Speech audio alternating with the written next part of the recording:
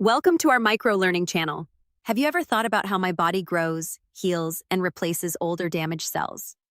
Like, when I get a cut and my skin repairs itself, or when my body grows over time, my cells aren't just sitting there doing nothing.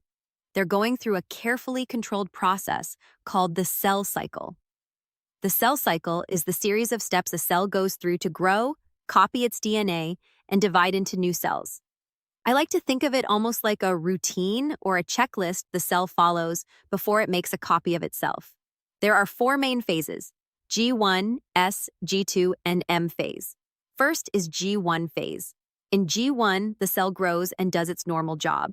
So depending on the type of cell, it might be making proteins, producing energy, sending signals, or carrying out whatever function it's designed to do. This is also a checkpoint moment.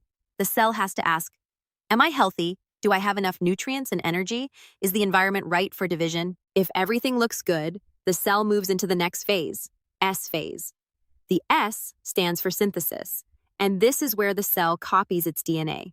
This step is extremely important because DNA carries the instructions for the cell. Before one cell can become two cells, it has to make sure each new cell will get a complete set of genetic information.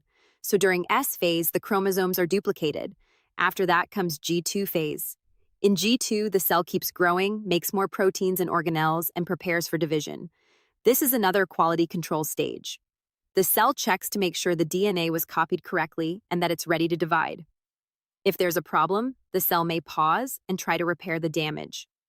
Then comes M phase, which stands for mitotic phase. This is where the actual division happens. M phase includes mitosis and cytokinesis. During mitosis, the nucleus divides.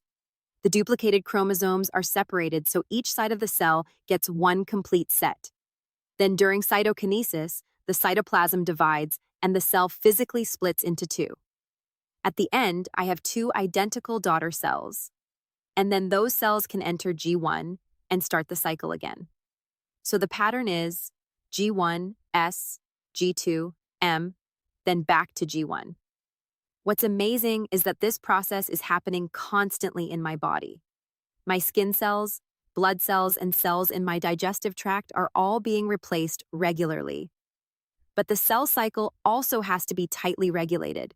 If cells divide too slowly, tissues may not repair properly. But if cells divide too quickly or ignore the checkpoints, that can lead to uncontrolled growth, which is one of the main features of cancer. So when I think about the cell cycle, I don't just see it as a biology diagram. I see it as one of the basic systems that keeps my body alive, growing, healing, and functioning. Quick recap. G1 is growth and normal function, S is DNA replication, G2 is preparation for division, and M phase is when the cell divides into two daughter cells. If this helped make the cell cycle easier to understand, make sure to like this video, save it for studying later, and follow for more simple science explanations.